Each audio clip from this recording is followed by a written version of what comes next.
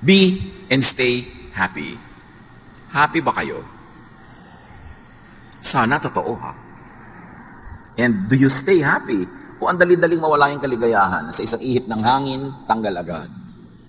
Psalm 63:1, You are my God. I worship you. O Diyos, ikaw ang aking Diyos na lagi kong hinahanap. Very interesting yung pagtagalog ng worship. Nagkaroon ng added meaning yung hinahanap. At dapat hinahanap-hanap ng tao ang pagsamba dahil napakaraking ligaya ang natatamasa ng taong sumasamba. Habang itinataas mo ang Panginoon, kasama kang natataas dahil lagi kang isinasama ng Panginoon. Pero pagka hindi mo pinapansin ng Panginoon, ini-ignore mo siya at siya ibinababa mo, kasama ka rin bababa. Kaya ang taong nagtataas ang pangalan ng Panginoon ay lumiligaya rin kasi hindi kanya iiwan habang itinataas mo siya. Be happy, worship the God revealed by Jesus. Bakit sinabi natin the God revealed by Jesus? Because there are many misrepresentations of God revealed by many false prophets, by many unkind teachers, unenlightened preachers. So, if you want to be happy, worship the God revealed by Jesus. Kasi meron nga worshipful, pero ang sinasamba hindi yung uri at anyo ng Panginoon ng ating Diyos sa langit na ipinakikilala ng Panginoong Jesus. Kaya ang pagsamba tuloy nagiging oppressive, nagiging restrictive, at nagiging dahilan ng marami pang mga lungkot at takot. Bakit yung imahe ng Ama na ipinapakilala ni Jesus ang dapat nating sambahin at makilala? Because Jesus is the true and faithful image of God. Walang iba nahihigit kay Jesus bilang pinakamalinaw na imahen pagpapakilala ng Ama sa langit. Colossians 1:15, si Kristo ang larawan ng Diyos na di nakikita. Ang Diyos ay di nakikita. Sa Old Testament, pag nakita mo ang Diyos, mamamatay ka. Pero ipinakita ni Jesus, nakikita na tuloy ang Diyos sa pamamagitan ni Jesus. A distorted image of God was presented by the Pharisees. And it continues to be presented by many teachers and preachers, a distorted image of God. Kaya pinagbabawal ng Diyos ang paggawa ng mga Diyos-Diyosan. Hindi lang ito mga rebultong kahoy o bato. Ito yung mga rebultong nasa loob ng isip ng tao. Yung kinakatahan ng isip natin na itsura, karakter ng Diyos na mali naman. So maraming imahen, hindi lang yung physical na pinanggigigilan ng mga Bible-based Christians. May mga imahen na nasa loob ng utak, doon nakaukit, na ang Diyos ay malupit, ang Diyos ay galit, ang Diyos ay ganito, ang Diyos ay nakakatakot, na mga imahen na itinuwid ng Diyos sa pagpapakilala niya sa kanyang sarili sa pamamagitan ni Jesus. Jeremiah 5:31, doon sa mga nagtuturo ng mga baluktot na aral tungkol sa Diyos, pawang kasinungalingan ng pahayag ng mga propeta, ang kanilang utos ang sinusunod ng mga pari. So nakikita niyo sa buhatan ng prophet at ng priests sa Israel, sinasabi ni Jeremiah, kabalbalan ang itinuturo ng mga propeta, kaya kabalbalan din ang sinusunod at ipinasusunod naman ng mga pari sa mga tao. Kaya ipinadala si Jesus para ituwid ang mga kabalbalan na yan. Isaiah 29:13, sasabihin naman ni Yahweh, sa salita lamang malapit sa akin ang mga taong ito, at sa bibig lamang nila ako ay ginagalang. Subalit, inalayo nila sa akin ang kanilang puso, at ayon lamang sa utos ng tao ang kanilang paglilingkod.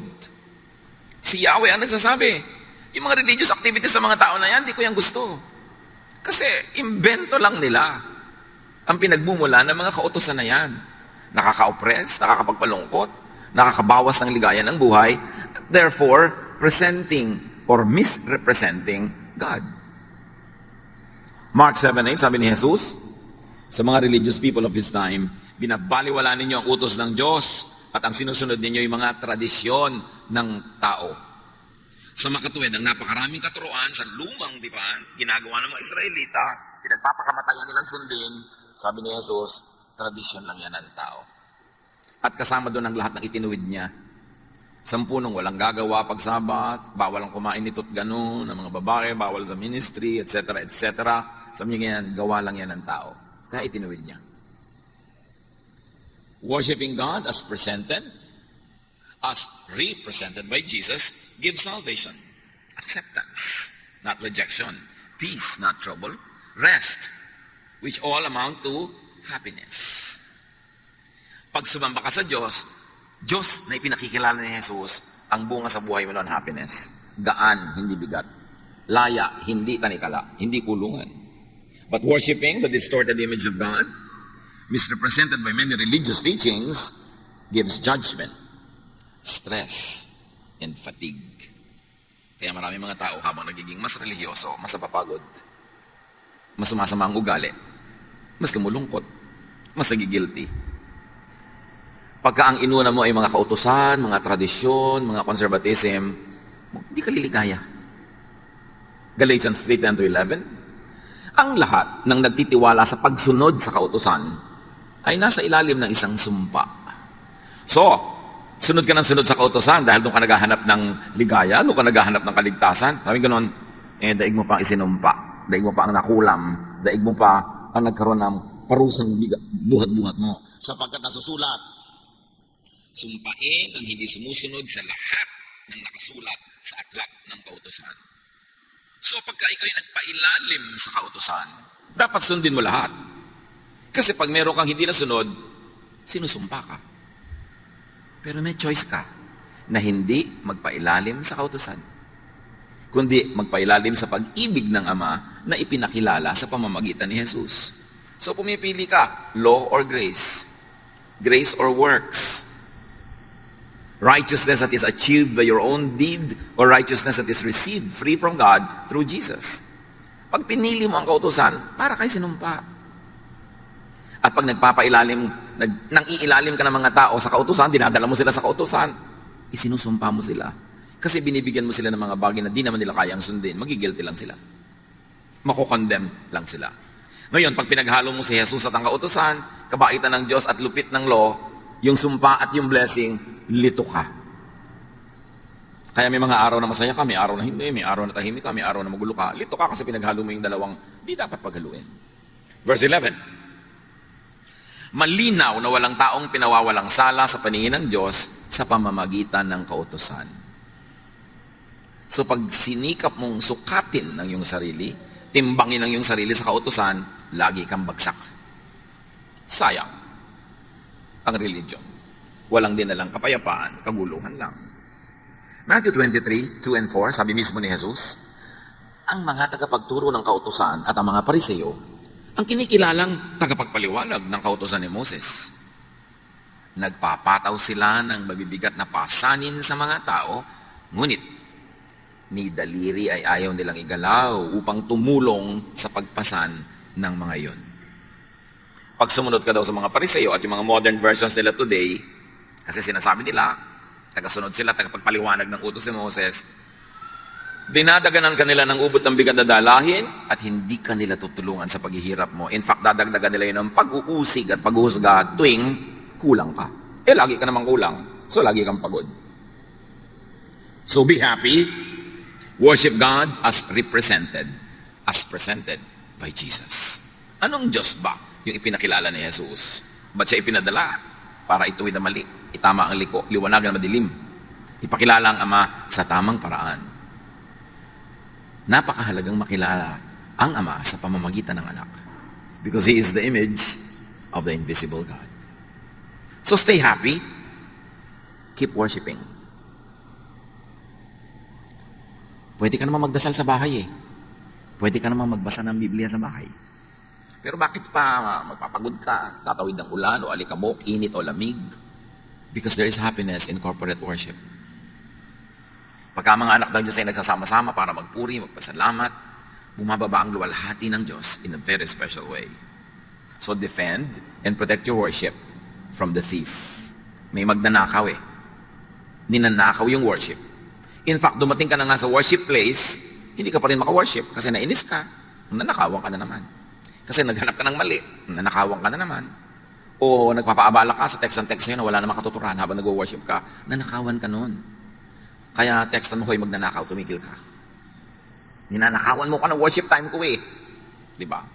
Yung mga dumadapo sa isip mo na kung ano-anong mga guni-guni, mga alalahanin, ninanakawan ka. Nandiyan ka na nga, nanakawan ka pa rin. Sayang naman. Buti pa, hindi ka na dumating, pa hindi ka nagastos ng pamasahe, oras, yung pala nananakawan ka rin eh. Kaya dapat ipaglaban yan. John 10:10, dumarating ang magnanakaw para lang magnakaw. Pumatay at manira. Naparito ako upang ang mga tupa ay magkaroon ng buhay na masaganang lubos.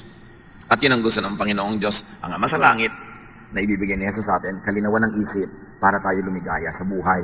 At isa doon, maunawa natin yung ligaya, ma-enjoy natin yung ligaya ng pagsamba. There is happiness in worship. Marami sa mga nade-depress, isa sa mga nangyayari sa buhay nila unang-una, tumitigil silang mag-quiet time, manalangin, mag-devotion. Tapos tumitigil sila na mag-Bible reading, tumitigil sila mag-pray, at tumitigil silang sumali sa family, group, corporate worship. Kaya palala ng palala ng palala. Psalm 89:15, mapalad ang taong sa'yo'y sumasamba. Sa pagsamba nila inaawitan ka, at sa pag-ibig mo ay namumuhay sila. Kaya yung mga tao laging, ayoko pong sumali ng choir, ayoko pong mag-Sunday school teacher, ayoko magkaroon ng ministry, kasi madalas hindi ako nakaka-attend. Lalo kang sumali. At mas mahigpit yung leader mo ng pag-check ng attendance, pinandidilatan ka na halos maglaglag ang mata niya pag late ka, blessing yun sa'yo. Kasi nauobliga kang dumating. Kasi pag dumating ka na, ikaw na yung mabe-bless. Alam niyo yung pagdalo sa mga gawain ng Panginoon? Yung minsan tinatamad ka, ayaw mo, meron kang negative feeling, habang papunta ka pa lang yun, kasi dinajablo ka eh. Pero pag nandun ka na, ang totoo nun, nagpapasalamat ka na, ay salamat dumating na ako. At pag pauwi ka na, nagpapasalamat ka, salamat ipinaglabang ko to kasi meron talaga ako na pala. Yung struggle, si papunta lang yun. Doon kayo dapat magwagi. Kasi talagang nanakawan ka.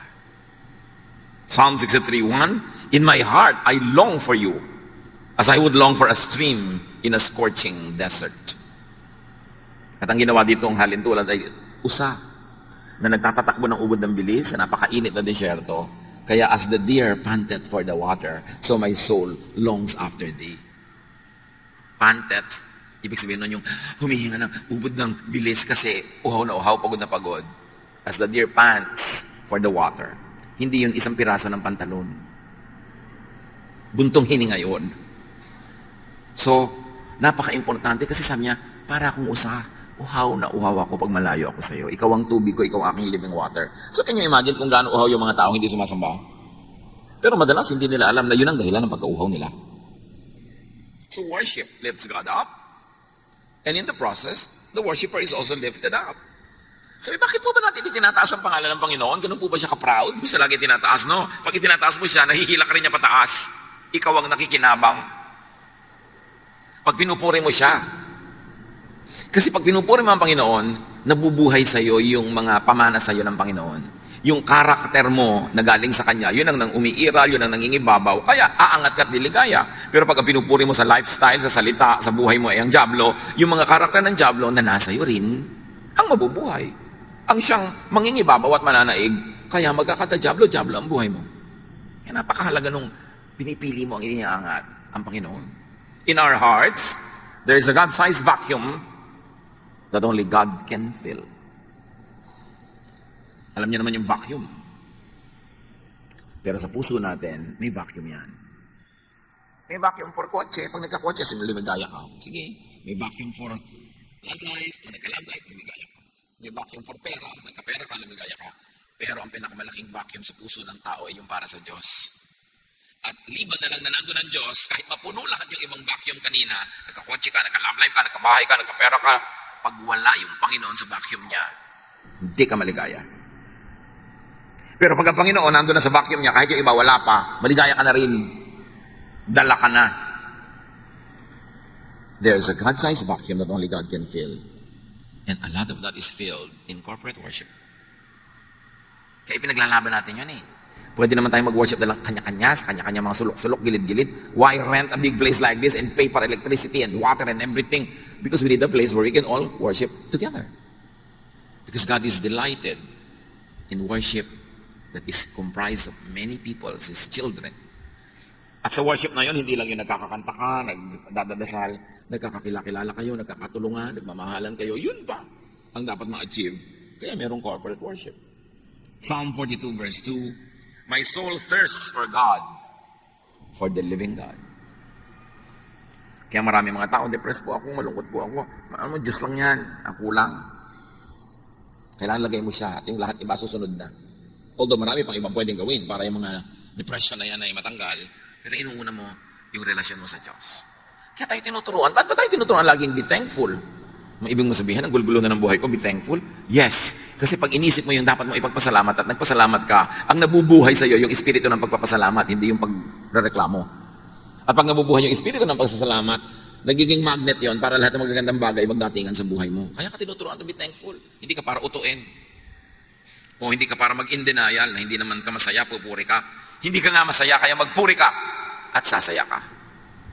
Dalawa lang yan mga kapatid. Ang saya-saya mo, kaya ka nagpupuri sa Diyos. O ang lungkot-lungkot mo, kaya magpuri ka para ka sumaya.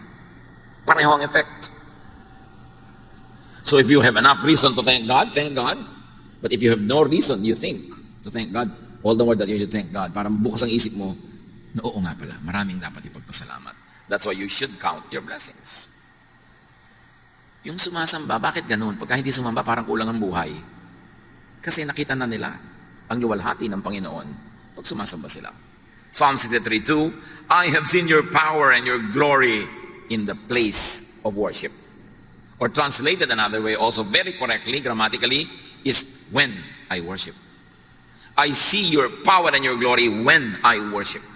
And it is I, not we. Kasi personal. Pag sumasamba ka sa Panginoon, ikaw ang nakakadama. Nakikita mo, hindi ng mata, yung kaluwalhatian ng Diyos. Nakikita ng spiritual eyes mo yun. That's why you are filled up. You are uplifted. That's why worship, although it might be demeaning, but we don't want to demean it, but worship is therapy. Kailangan ng tao sumasamba. Kailangan nga, kaya pag may kumakanta, dapat tama siya sa tono. Kasi sambang-samba ka na, tapos biglang, ay, half note. Diba? Ay, wala sa tono. Ay, lumipat ng key. Diba? Ay, lumandag ng 2 octave ang singer. Paano ka mabe-bless doon na aabala ka nung kakulangan niya ng preparasyon? Kaya dapat excellent hindi dahil para tayo ma-oppress, kundi para walang bara. Kasi pag hindi excellent ang gawa ng mga naggagumagawa, may bumabara. Kaya duty mo na gandahan yan para hindi ka maging issue. Yung singer ka, kakanta ka para sa Panginoon, tapos ang suot mo para kang payaso. Naabala yung mata namin. Di ba? Iniisip namin, saan kaya siya galing na karnabal? Kaya dapat yung simple, yung hindi pinatawag ng pansin sa sarili. Kasi ikaw lang napansin namin din ng Diyos. Kaya nga pinag-uniform yung mga choir para magkakamukha, hindi yung pagandahan ng damit, pakintaman. Kaya, nakakaabala yung mga ganung bagay. Pati mga katabi. Yung may kasama kang bata, ang likot-likot, hindi na naka-worship yung katabi mo. Nakaganon lang yan, pero gusto niya lumutakin yung mukha ng bata na yan. Ipokrita lang siya, kaya hindi niya sinasapak ang anak mo. Pero ang totoo, yung anino niya, sabi niya sa anak mo, pak, pak, pak, pak. Lahat ng tumatawa, totoo. Hindi talaga nakaka-bless yung may malikot. Tapos may katabi ka, text and text. Uy, nasa worship ako. Hindi nakaka-bless yun. Diba? So dapat blessing ka sa kapwa mo nagwa-worship. Kasi ipinaglaban niyang makarating dyan, tapos ikaw ang jablita sa buhay niya. Yung pagtingin niya sa'yo, nakapatong pala sa batok mo si Satanas. Para busitin siya.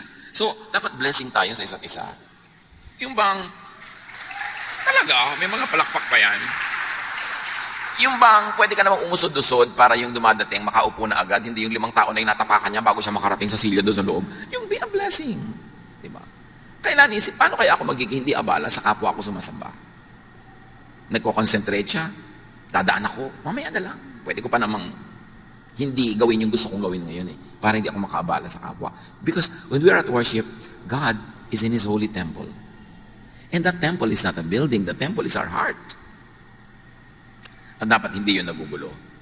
Psalm 63:3, your love means more than life to me, and I praise you. Yun, Panginoon, ang mahalaga sa akin, yung pagmamahal niyo. At pag worship ako, nagpe-pray ako, nagpapasalamat ako, lalong lumilinaw sa akin na mahal niyo nga ako.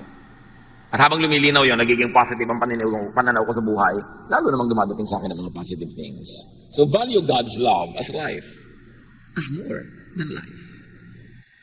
And you celebrate God's love at worship. And remember, ang topic natin is how to be happy. And we focus on one very powerful way to be happy. Be worshipful. Stay happy. Psalm 63:4-5. As long as I live, I will pray to you.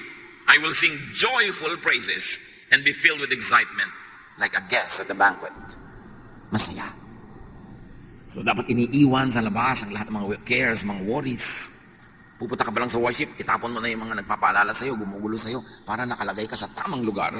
Put yourself in a path of blessing. At hindi lang, sasama-sama tayo, may individual and personal worship pa. Psalm 63:6, I think about you before I go to sleep. And my thoughts turn to you during the night. Sabi mo, siguro, wala pang Netflix nun. Kaya niya nagagawa yan. Kaya may Netflix, kaya wala. Kaya may YouTube, kaya wala. Dapat i-reserve niya sa Panginoon ang last 30 minutes of your waking hours. Kung matutulog ka ng 9:30, dapat 9 o'clock, wala nang ibang bagay. Sa Panginoon ka na nakikipag-usap, nakikipagniig. Huwag mong punuin ang lahat ng oras mo ng lahat ng pagod, panood, isip, text, computer, kasi walang natitira sa Diyos. Sabi niya, I think about you before I go to sleep. Can you imagine that? Kung ganong lalim at sarap ng tulog ang mangyayaring bunga niyan? My thoughts turn to you during the night. So think of God before going to sleep, and think of God in your sleep. Kasi ang natutulog lang naman katawan, yung isip gising pa, nananaginip pa nga yun, di ba? Kung ano pa pinag-iisip ng isip. At kung kayo merong problemang hindi nyo alam ang solusyon, may tanong na hindi nyo alam ang sagot, may pasya kayo na hindi nyo mapagpasyahan, bago kayo matulog, sabi nyo, Lord, ibigay nyo po sa akin habang tulog ako para pagising ko nandun na. It works. But you have to think of God before you go to sleep. You have to dedicate your sleep to God. Psalm 63, 7-8. You have helped me, and I sing happy songs in the shadow of your wings. I stay close to you, and your powerful arm supports me. Deep happiness, joy is in dwelling in the house of the Lord. And that house is not always a physical house. Most importantly, it is your mind. Make your mind, make your thought the habitation of the divine. Gawin natin ang ating isip na tahanan ng Diyos, hindi tahanan ng kung sino-sino. Joy is in being in a state of spiritual oneness with God and God's family. Kaya nagtuturo ng forgiveness. Kaya nagtuturo ng helping one another para may love. At pag may love, may iba pang napuproduce na happiness para sa bawat isang participant in the production of that love. Pag may minamahal ka, may pinapatawad ka, may nare-release na blessing sa Kanya at sa iyo at sa lahat ng nakapaligid sa inyo. And that blessing is more than the sum total of everything you do. Nagpatawad ka ng isa, nagpatawad siya ng isa, ang blessing niyo, 10. Multiply.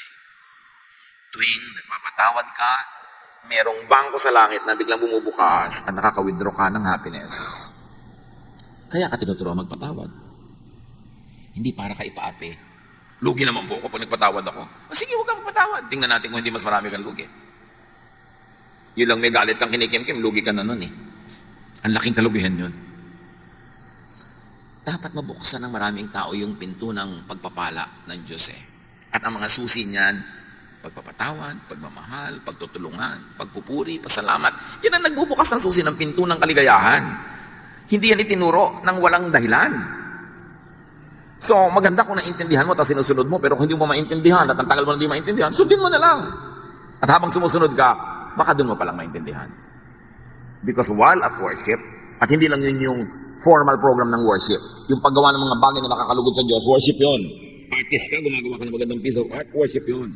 Singer ka, kumakanta ka, worship yun. At walang secular o holy songs, lahat ng songs sa Diyos. Ang mahalaga yung content. Pinupuri mo ba ang Diyos? Kahit pinupuri mo ang bulaklak na sampagita, pinupuri mo na ng Diyos noon kasi siya ang gumawa ng sampagita. May mga churches bawal kumanta ng secular song. Ano ba yung secular song? Sino umimbento ng kahulugan ng secular? Walang secular. Because the earth is the Lord's and everything in it. Lahat sa Diyos. Ang mahalaga, paano mo ginagamit yon? Nakakaluwalhati ba sa Diyos? O hindi? Pwede po ba kami kumanta sa worship ng sampagita flower? Pwede, basta ipaliwanag mong sa pagpuri mo sa sampagita, ang pinupuri mo ay nag-create ng sampagita. Aamoy-amoy ka pa din, papasalamat ka sa Panginoon sa scent ng sampagita. Kaya baka naman yung kanta mo na ito sa talong, okra, bakit mo muna yun? So, why not? Pero huwag naman laging puro ganun dahil hindi naman malinaw lagi yung mensahe nun eh. Pero why not for variety? Basta God glorifying. Napakalaga na makita mo na you can worship God through anything and everything you do. Kung ikaw ay nanay, wala kayong kabadget-budget, ang ulam nyo lang kamatis at saka tuyo. Basta mo nalang ibinatukal doon sa kaprasong plastic na plato yung kamatis at tuyo. Eh, pwede mo nang arrange na maganda, hiniwa-hiwa mo yung kamatis, konting smiley pa. Worship yun.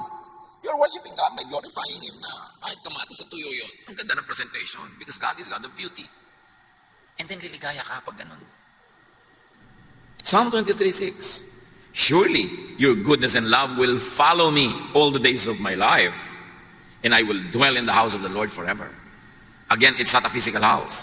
Pag yung goodness mo, yung love mo, nakikita sa buhay ko at ginagawa ko araw-araw, daig ko pa ang nasa templo araw-araw. Because my life and my lifestyle becomes your temple.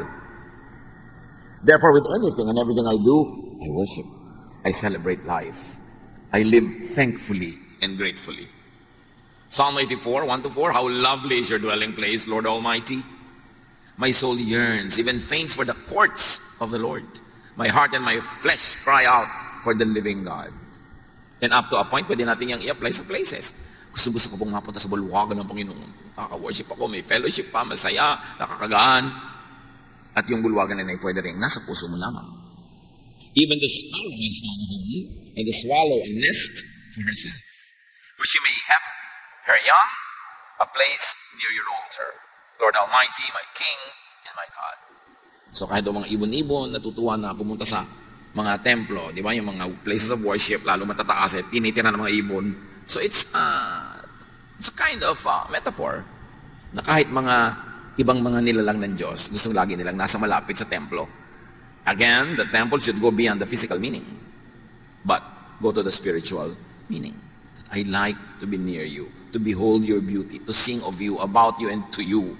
Blessed are those who dwell in your house. They are ever praising you. So happiness actually is really emotion. And emotion is nothing but brain and blood chemistry. So pwede natin na ayusin ang ating blood and brain chemistry para mag-create ng emotion that is happy. Yan ang ginagawa ng mga maraming therapists.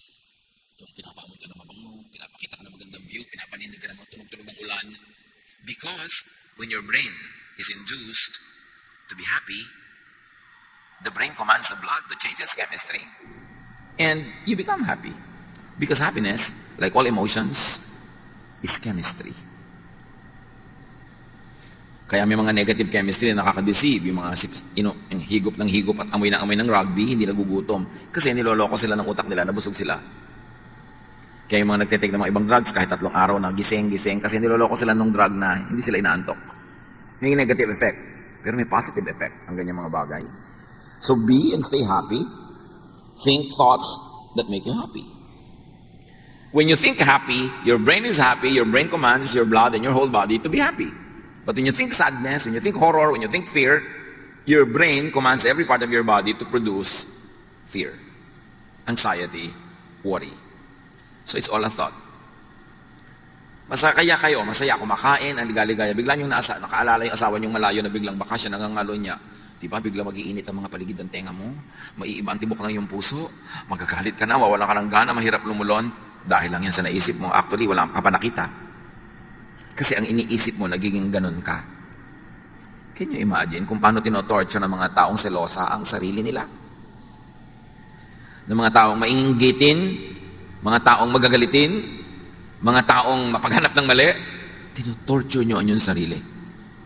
Kasi kung anong isipin ninyo, yun ang iuutos ng utak nyo sa lahat ng bahagi ng iyong katawan na sundin. That's why you can think yourself into happiness, you can think yourself into sadness.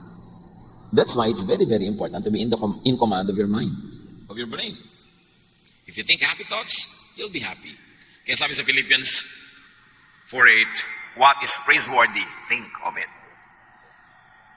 Yeah, whatever is pure, whatever is godly, whatever is beautiful, whatever is praiseworthy, think about such things. May nagpadala sa'yo ng pagkain, hindi masarap, iisipin pa, iniinis niya ako. Pinapadala niya ako ng matabang na sinigang.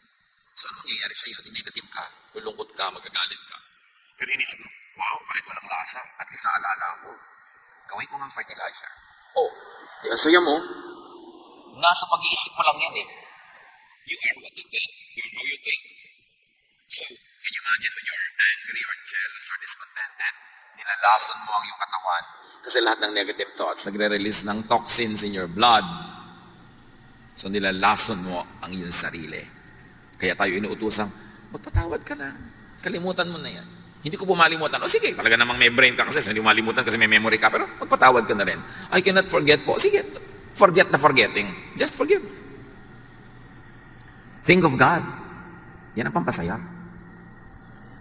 Pero kung iniisip mo, Diyos ko, malapit na yata second coming, judgment day na, end of the world. Di negative na naman yung naisip mo. Huwag mo pag-iisipin yan, problema yan ng Diyos. Sabi nga ni Jesus, ako nga hindi ko alam kung kailan, buti ka pa alam mo. Di ba, nadaig mo pa ako, alam mo yung date. Tapos pag hindi nangyari, may mga kung ano-ano kang palusot. Ay, may blah blah blah blah. Ang isa lang ang ibig sabihin, mali, pag-prediction mo. And if what a prophet says doesn't come to pass, he is a false prophet. Ang dami na. Naglagay ng mga petsa, oras, so hindi natuloy. Kasi marami pa kayong kasalanan, binibigyan pa kayo ng God ng second chance. Palusot. Napalusot yung mga nagbibigay ng mga date-date, tapos hindi naman natutuloy. Yung iniisip yan.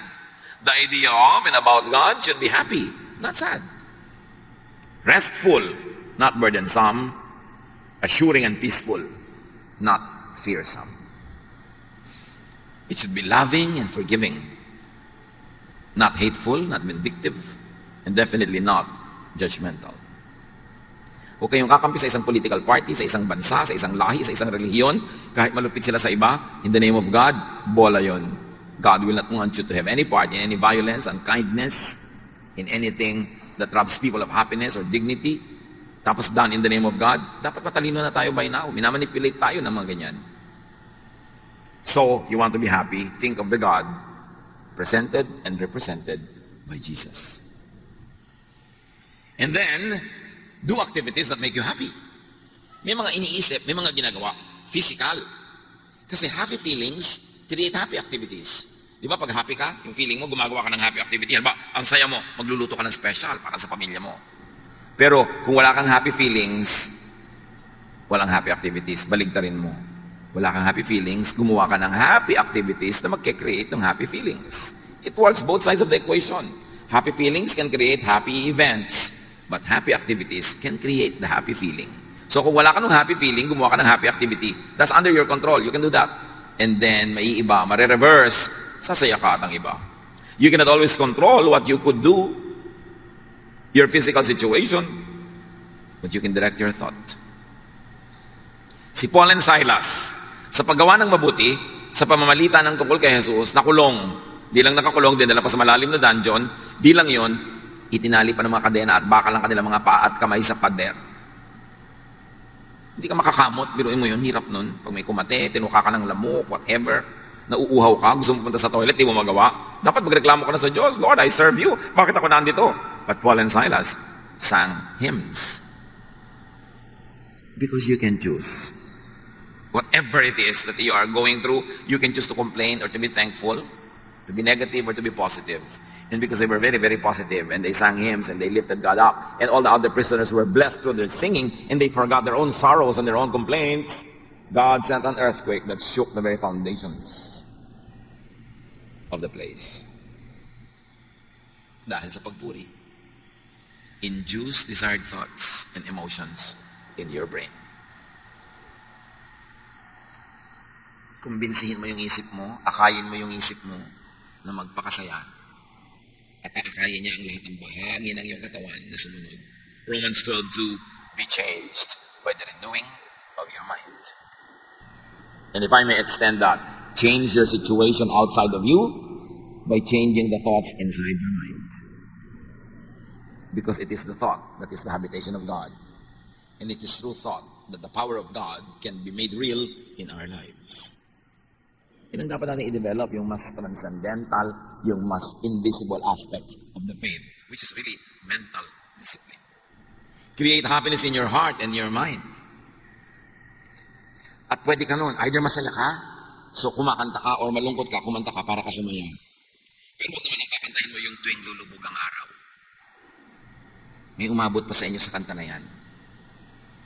Nakakalungkot ang mga kanta, nalulungkot ka na nga. Dapat ibahin mo, baliktarin mo.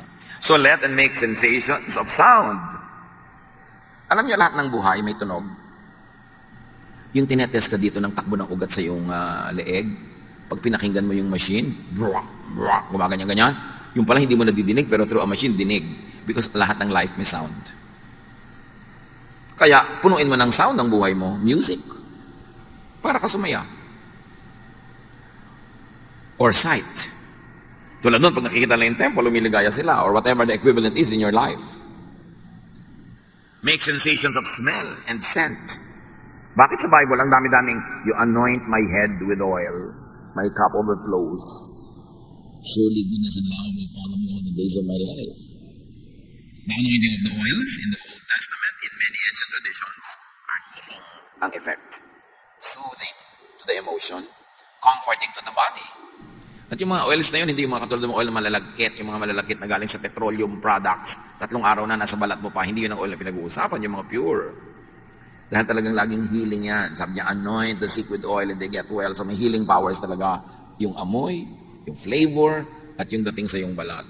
So smell. Aromatic things. Taste. Good food, good drink, good fellowship. Touch. That's why the laying on of hands are supposed to heal. Because touch heals. May mga kamayan, may mga hug-hug. Kasi nakaka-heal yun. And all of this lead to produce happiness. Happiness thoughts, happiness chemistry. So maraming paraan para sumayahan. Iniisip mo, o gumagawa ka ng activities na nagpapasaya, o isinasubject mo ang sarili mo sa senses through which happiness, joy, pleasure can pass. Si Elisha sa 1 Kings 19, this wonderful, powerful prophet of God wanted to die. Pero nabaligtad yun, matapos makakain, makatulog, at makipag-fellowship with an angel. Do the same. Ang dami-dami ko natatanggap ng mga tanong sa Facebook at kung saan-saan, nade-depress po ako, nalulungkot po ako, bla bla bla, ano pong pwede kong gawin? Well, change your body chemistry, uminom ka ng masarap, kumain ka ng masarap, matulog ka, kung pagod ka, kung sobrang tulog na, gumising ka, get out of your bed and be active, fellowship with people, do something enjoyable. Pag hindi naman nilayasan kanyang lungkot na yan eh. Di ba? Resist the devil and he will flee from you. You don't have to fight the devil. You just have to resist. So may spirit of sadness, resist it. How do you resist it? Not by entertaining it. Nalulungkot ka na nga, magkukulong ka pa sa kwarto, hindi na solo ka ng diablo. Nalulungkot ka na nga, ayaw mo pang kumain, nade-depress ka na, ayaw mo pang gumalaw, lalo kang malulungkot. Dapat baguhin mo ang situation mo. Now in life, you can be the recipient of happiness, meaning you're naturally happy because there are things that make you happy. Or if you are not a naturally happy person, then be the producer of happiness. Umimbento ka ng kaligayahan. At through lahat ng pinag-usapan natin mula kanina pa, na kung gusto nyo, uulitin ko lahat. Pero hindi naman, natatandaan nyo naman eh. Diba? Make yourself happy. Think of God. Change your thoughts. Use physical things to make you happy. Senses, smell, sight. Create and produce happiness with directed thought. If you don't direct your thoughts, the devil will. That's why you have to control your thoughts. Direct your thoughts. Create and produce happiness with activity. Kaya malaking therapy yung may ministry, lalo kung committed ka talaga, kahit na tinatamad ka, medyo mabigat ang pakiramdam mo, dadating ka pa rin, ang ending sumaya ka. Na iba ang takbo ng iyong buhay. Create happiness with sensations, with aroma, with taste. Anoint with oils. Very important yun. Makikita mo yung ministry ng mga ganong bagay. 1 Corinthians 9:27. Subalit pinahihirapan ko ang aking katawan at sinusupil ko upang sa gayo hindi ko ako maalis sa paligsahan pagkatapos kong mangaral sa iba. Now, bago kayo maghampas-hampas sa sarili at magpahirap, ang tinutukoy lang naman ni Pablo dito, nag-exercise ako ng self-control para yung goal ko mangyari. Yung katawan ko tinatamad na bumangon, ibabangon ko yan kasi ang tagal ko na nakahiga eh. Yung katawan ko gustong maging mapagsarili lamang pero lungkot naman ang bunga. Well, pipilitin ko ang katawan ko na makisalamuha, makipagkapwa, dahil baka yun ang nawawalang element sa aking buhay. Philippians 4:13, ang lahat ng ito ay magagawa ko dahil sa lakas na kaloob sa akin ni Kristo. Sabi natin kanina pa paulit-ulit, worship the God presented and represented by Jesus. What is the image of God and the image of heaven that Jesus presents? The image of heaven, the paradigm or symbolism of life that Jesus presents is a happy one. Kaya kung minsan, I'm very uncomfortable with yung image ni Jesus na lagi nasa krus. Para namang, ilang oras lang naman siya nasa krus, tapos forever ayaw mo nang alisin doon, nakapako na. If ever there are images in religious spirituality, it's very uplifting because that is Christ. Lungkot-lungkot naman ang iwain ng crucifix eh. Tapos nasa ospital ka, nag-aagaw buhay ka na, yung parang nakita mo yung dilat mo, nasa heaven na ba ako? Di ba yung, bakit kailangan yun? Kailangan malungkot. Sasandali lang naman yung nangyari. We appreciate the meaning of the cross, but do not trap Jesus in the cross. He was there only for a few hours. Ang image na ipinapakita sa atin ni Jesus tungkol sa kalangitan, sa paghahari ng Diyos, ay makikita sa kanyang hilig magpakain. pinakamadalas at pinakamadramatic ang mga pagpapakain ng Panginoon sa mga tao. Like, Jesus fed the 5,000 miraculously with 5 loaves and 2 fish. And then the lasting image of Jesus that we keep repeating is the Lord's Supper, eating, drinking. And the Lord was accused of eating with sinners. He was called a glutton and a drunkard. The first miracle was to produce wine at a wedding in Cana. And the parable, the symbol of heaven, symbolized by the wedding banquet, is that anyone and everyone is invited. This is all about food. This is all about sharing a fellowship. This is all about the table. This is enjoyment. This is happiness. This is the message of God through Jesus. Enjoyment, happiness. By being together, by sharing, by eating together. We do not see episodes of Jesus eating alone. He was always feeding people. After the resurrection, his disciples went fishing. Pagbalik nila sa shore, nagbabarbecue na si Jesus. May mga sinugba na ng mga fish. Nagpapakain siya. Tapos sabi pa niya, the risen Christ enters a room through the wall and says, may makakain ba dito? You know why eating lagi? Because when people eat, they sit together. And when they sit together, they chat, they laugh, they share life, they share problems. Somebody has a problem, somebody offers a solution. It's a fellowship. This is the heaven that Jesus presents. That's why the examples of heaven is always a banquet. You lead me to your banqueting table. Your banner over me is love. Laging ganon. Lagi siya nagpapakain. And in the Gospels, in case you haven't noticed yet, Jesus prefers eating more than fasting. Kaya siya sabihan, sabi ng mga religious people, bakit ang amo nyo, hindi kayo nagpa-fast? Hindi katulad ni John. At para na lang walang maraming usapan, sabi ni Jesus, eh nandito pa ako, so feasting muna, walang fasting. Pero wala naman siya inutos sa kanyang mga disciples na mag-fast kayo lagi. Tapos sasali ka sa mga simbahan na lagi nagpa-fast, mukha ka tuloy bungo. Ibig mo sabihin, nilikha ng Diyos sa sikmura mo para gutumin. Pamisa-misan, may fasting, it could be healthy, it could be helpful, but it was never glorified by Jesus. In case you forgot that Jesus is the model, He is the image of the invisible God, and His image of heaven is a banqueting table. In fact, napatunayan na ng science sa mga sobrang nagda-diet, nagda-depress, kasi nagda-deprive.